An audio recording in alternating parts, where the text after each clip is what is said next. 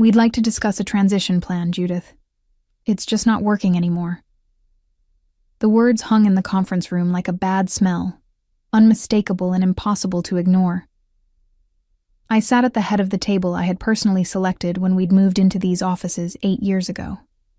My knuckles turned white as I gripped my coffee mug, the one with our original logo, my design, now faded from hundreds of washings. My name is Judith Monroe. I'm 58 years old, and 15 years ago, I co-founded Brightwave Creative in Madison, Wisconsin with 2 college friends. We'd started with 3 desks and a printer in a converted storage room above a coffee shop. Now, we occupied the entire 6th floor of a downtown building with 36 employees and clients across the Midwest. Or rather, I had built it.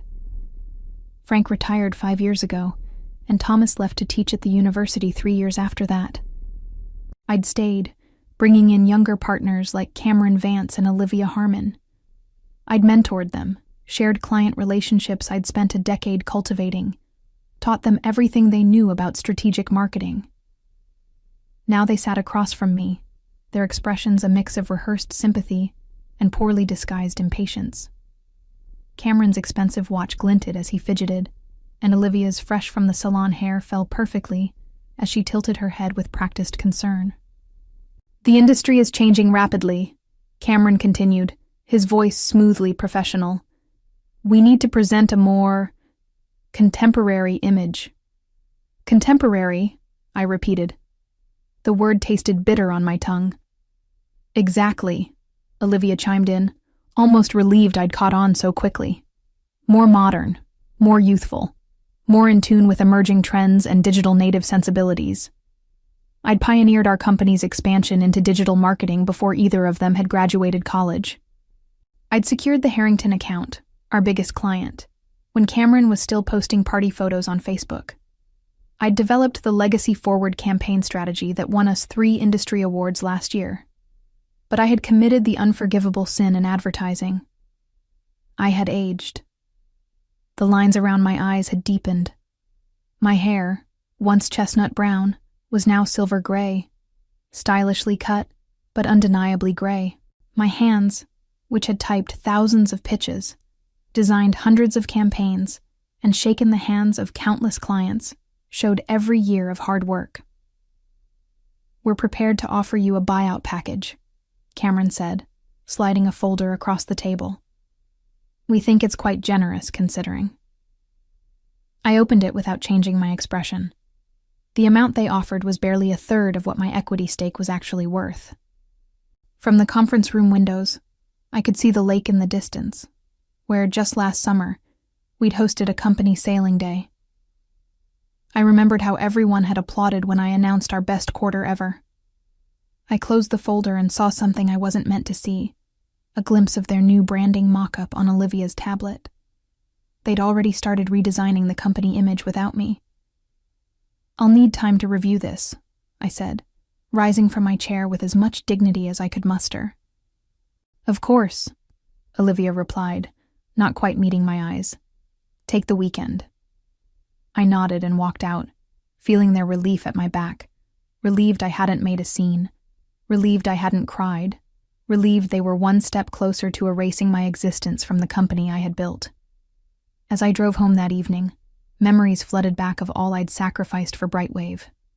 The vacations cut short, the weekends spent working, the dates I'd canceled.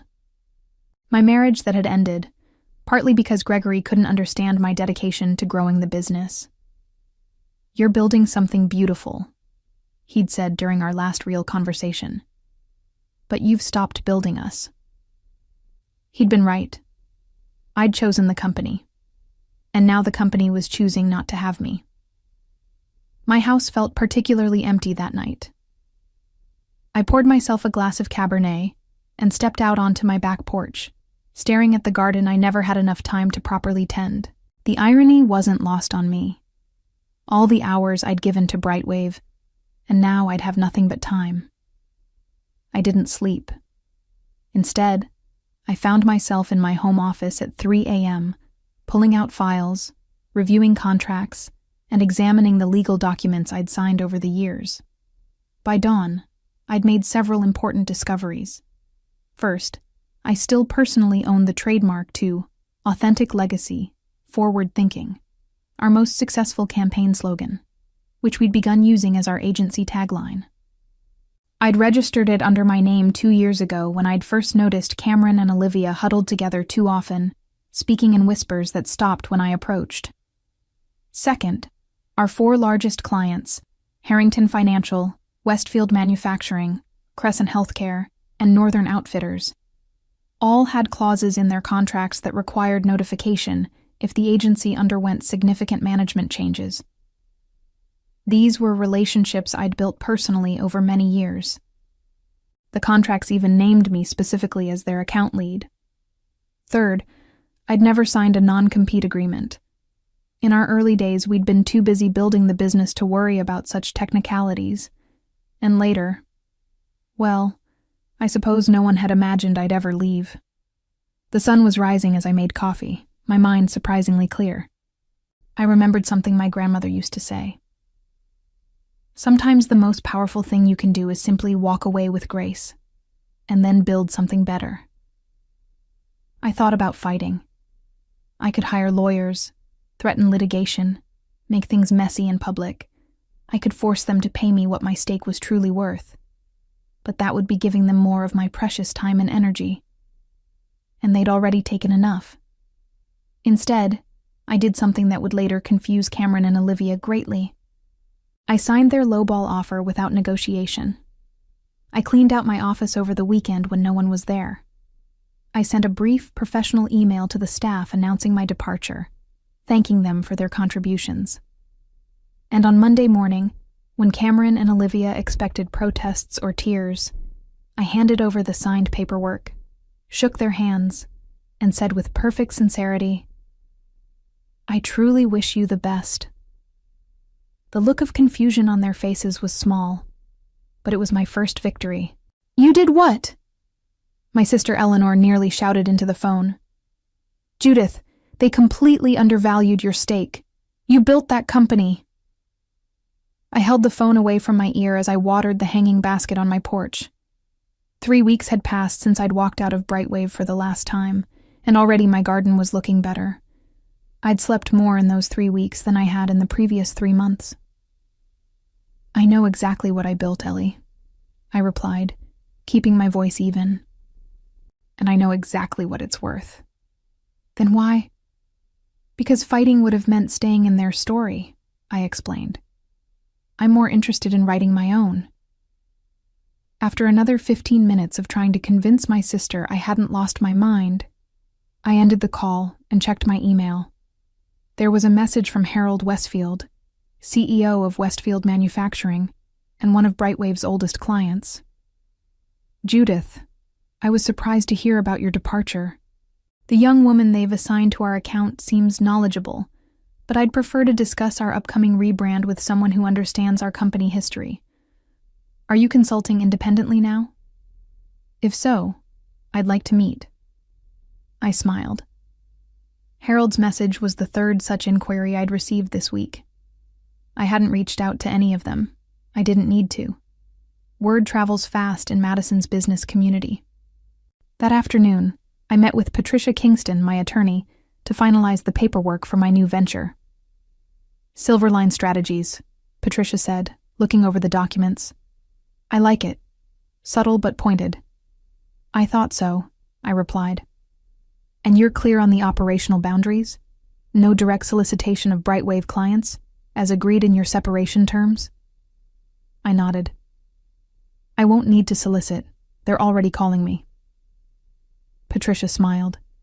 She was about my age and had faced her own battles in a male-dominated legal world. "Just be careful. Your former partners struck me as the type who bruise easily when their plans don't unfold exactly as expected." "They'll be fine," I said. "They wanted youth and energy, and that's what they have.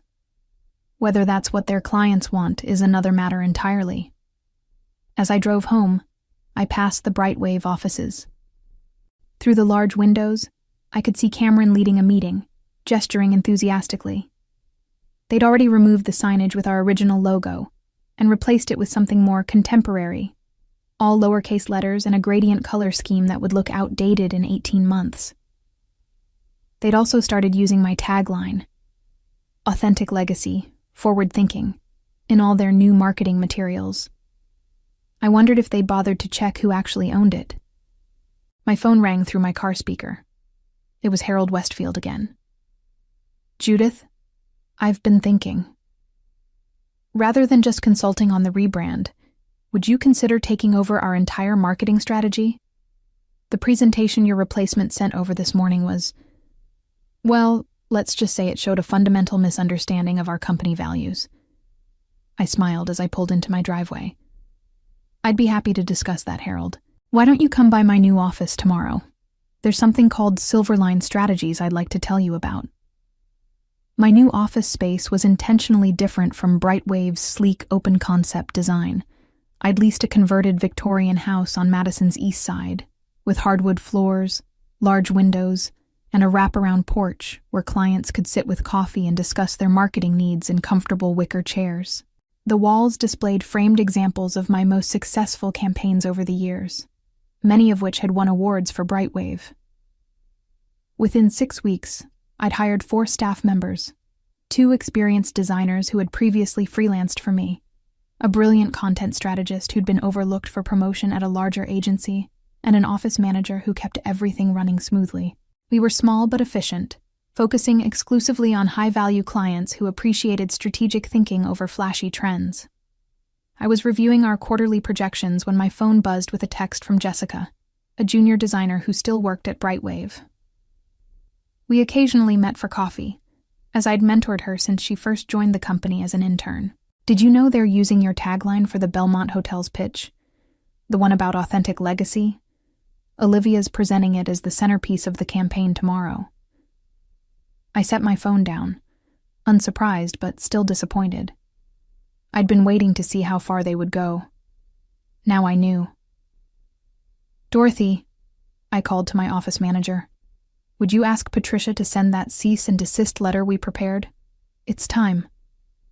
"Right away," she replied with a knowing smile. That afternoon, I met with Harold Westfield and the Westfield Manufacturing Executive Team to present Silverline's comprehensive strategy for their product launch. When I finished, the room was silent for a moment before Harold spoke. "This is exactly what we've been trying to articulate for months," he said. "You've captured our company's heritage while positioning us for the future." "That's what experience brings," I replied. "Understanding that innovation doesn't mean abandoning what made you successful in the first place." As we were wrapping up, Harold looked somewhat uncomfortable. "I should mention, Cameron from Brightwave has been calling me daily. Rather persistent young man." "That's to be expected," I said evenly. "You're an important client." Harold shook his head. "We've already notified them that we're terminating our contract. I just thought you should know they're not taking it well. Cameron implied that you might have violated some agreement by working with us." I smiled. "I assure you, everything I'm doing is completely above board, but I appreciate the heads up." When I returned to the office, Dorothy met me at the door, her expression serious. "Cameron Vance is here. He's quite agitated." I found Cameron pacing in our small conference room, his perfectly tailored suit looking somewhat wilted after what had clearly been a stressful day. When he saw me, his face flushed. "This is how you repay us?" he demanded without preamble. "Stealing our clients?" "I haven't stolen anyone, Cameron," I replied calmly. "Clients make their own decisions about which agencies best serve their needs. Westfield Manufacturing was with Brightwave for 12 years. "No," I corrected him. "Westfield was with me for 12 years. There's a difference, which you're now discovering." He ran a hand through his hair, his composure cracking. "And Harrington Financial is reviewing their options. And Crescent Healthcare hasn't returned our calls in 2 weeks. This isn't coincidence. Perhaps they're not responding to your new contemporary approach," I suggested. Cameron's eyes narrowed. "We were trying to do the right thing, Judith. The industry is changing. Clients want fresh perspectives, digital natives. Apparently not all clients, I interrupted. Some still value experience, strategic thinking, and long-standing relationships. I gestured to the chair across from me. Now, was there something specific you wanted to discuss? I have a rather full afternoon. He remained standing. We want you to stop using Brightwave in your credentials. Stop mentioning that you founded our company when you pitch to clients. I couldn't help but laugh. You want me to erase 15 years of my professional life because it's inconvenient for you? That's not how reality works, Cameron. We'll take legal action if necessary, he threatened. I look forward to that discussion, I replied. Especially when your lawyer explains how you're using my trademark tagline without permission. The color drained from his face. What are you talking about? Check your inbox, I said. Your counsel should have received our cease and desist letter about 20 minutes ago. The following weeks brought developments that Cameron and Olivia likely never anticipated when they orchestrated my departure. First, Harrington Financial, which represented nearly 30% of Brightwave's annual revenue, officially terminated their contract and signed with Silverline. Their CEO, Victoria Harrington, made a point of calling me personally. That young woman they sent to our last meeting tried to explain to my board why we need to appeal to millennials, she said with a laugh. We're a wealth management firm specializing in retirement planning, Judith. Our primary clients are 55 to 70 years old with portfolios over $2 million. Next, Northern Outfitters followed, their marketing director explaining they needed an agency that understood their traditional customer base while helping them expand thoughtfully. Then Crescent Healthcare signed a 2-year exclusive contract with Silverline. By the end of the 3rd month, 7 of Brightwave's established clients had made the switch. I took no particular joy in these developments. These were relationships I'd built over years, clients whose businesses I understood intimately. I was simply continuing to serve them, now under my own banner. What did bring me satisfaction, however, was building something authentic to my values. Silverline operated differently from most agencies. We limited our client roster to ensure personal attention. We hired based on talent and fit, not age or trendiness. Our team ranged from 24 to 67 years old, each bringing different perspectives and strengths. One Tuesday morning, Patricia called with news. Brightwave's attorneys responded to our cease and desist, she said. They're claiming the tagline was created as work for hire under company ownership. They can claim whatever they want, I replied. I have the trademark registration and documentation showing I created it before bringing it to the company. They're also threatening to countersue for client interference. I sighed. Are they really prepared to argue in open court that their clients left because I interfered, rather than because they pushed out the person those clients trusted? That wouldn't be a good look for an agency that's supposed to understand client relationships. Patricia chuckled. That's essentially what I told them, in more legal language. I think they'll back down on that front, but they're digging in on the tagline. Apparently, they've already built their new branding around it. That was short-sighted of them, I noted. Keep me posted. Later that afternoon, I received an unexpected visitor. Olivia Harmon arrived without an appointment, looking considerably less polished than when I'd last seen her at Brightwave. The confidence she displayed when ousting me had been replaced by barely concealed anxiety. Do you have a moment? She asked, hovering in the doorway of my office. I gestured to the chair across from me. Of course. She sat, fidgeting with her watch.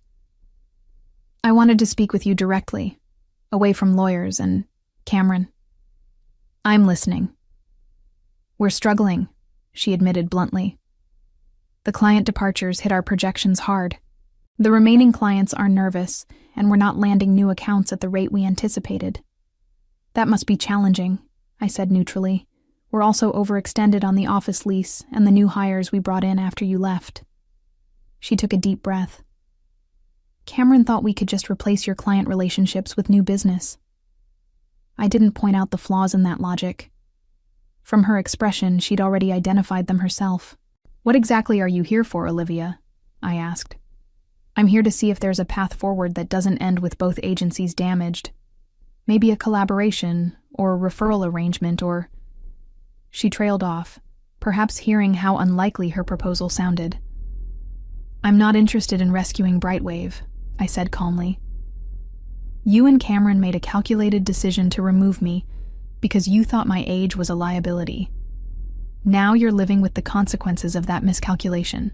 Olivia's composure cracked. We never meant to get caught, I finished for her. Or to discover that experience actually has value in a service business built on client relationships. She stared at her hands, silent. I wish you luck, Olivia. I truly do. But Silverline and Brightwave will continue on separate paths. The legal dispute over the tagline was settled quickly once Brightwave's attorneys reviewed my documentation. They had no choice but to acknowledge my ownership and cease using authentic legacy forward thinking in any of their materials. This required them to pull their new website, redesign their business cards and proposal templates, and essentially start their rebranding from scratch.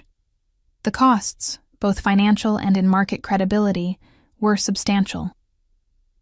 Meanwhile, Silverline continued to grow strategically. We weren't trying to become the biggest agency in Madison. We were focused on being the best for a specific kind of client.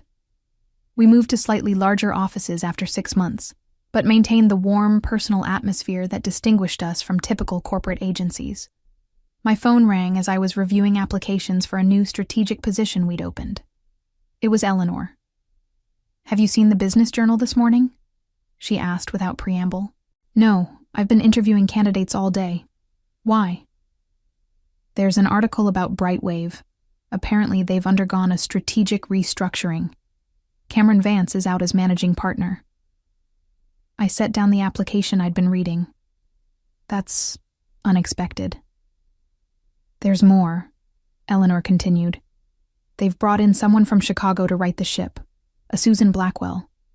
She's quoted saying they're refocusing on core strengths and rebuilding client trust. And in other words, trying to fix the mess Cameron and Olivia created. After we hung up, I found the article online. The strategic restructuring sounded like what it probably was. Investors or bank lenders stepping in to salvage what remained of a suddenly struggling agency. The photos showed their once bustling office looking noticeably emptier, with several desks clearly unoccupied. I felt a complex mix of emotions. I hadn't wished for Brightwave's downfall. Many good people still worked there. People who had nothing to do with the decision to push me out. Jessica, my occasional coffee companion, was among them. On impulse, I called her. Jessica, it's Judith. I just read about the changes at Brightwave. Are you all right? There was a pause before she answered. It's been a difficult few weeks. Cameron cleared out his office last Friday. They've let go about a quarter of the staff. I'm sorry to hear that, I said, and meant it. Were you affected? Not yet, she replied. But morale is terrible. Everyone's updating their resumes. I thought for a moment. Jessica, we're looking for a junior art director at Silverline. Someone with fresh perspective and digital skills, but who also appreciates strategic thinking. Would you be interested in interviewing? Her surprise was evident. After everything that happened, you'd still consider hiring me? What happened with Cameron and Olivia wasn't your doing, I said, and I've always believed in your talent. 2 weeks later, Jessica joined Silverline, bringing with her the youthful perspective that complemented our experienced team perfectly. She was the bridge between generations that both agencies had needed all along. The irony wasn't lost on me. Cameron and Olivia had pushed me out in pursuit of youth, driving away the established clients who valued experience.